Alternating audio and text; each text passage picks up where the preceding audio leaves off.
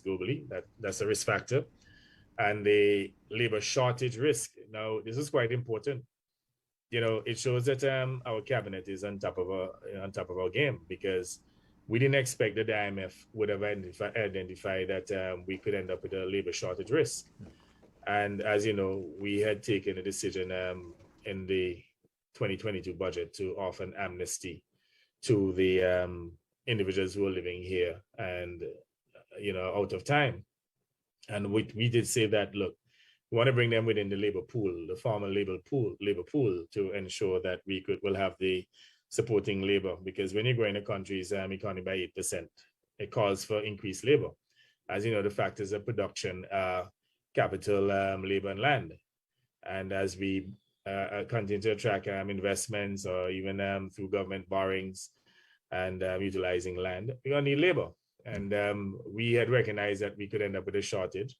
And as a consequence, we said, look, rather than having these people here living informally and they can't get a proper job, they have to be operating within the informal economy. Let us give them the opportunity to get their time up to date. But one of the things we recognize, Senator, from previous amnesties is that when they would have been given the amnesty and they go into immigration, many of them have outstanding fees of $10,000, $15,000, and they can't afford it. So you find that even though it would have created opportunity for them to regularize their time in the country, that they are unable to do so. So as a consequence, the cabinet has agreed that they will waive all outstanding fees to allow these residents to regularize their status in the country and to be part of the formal labor pool. And by so doing, too, we're not going to lose anything, because they still have to pay for their temporary residence if they're resident here for 4 years. And they still have to pay for the citizenship if they've been resident here for 7 years. But we don't think that, having these artificial impediments in the way that will be helpful.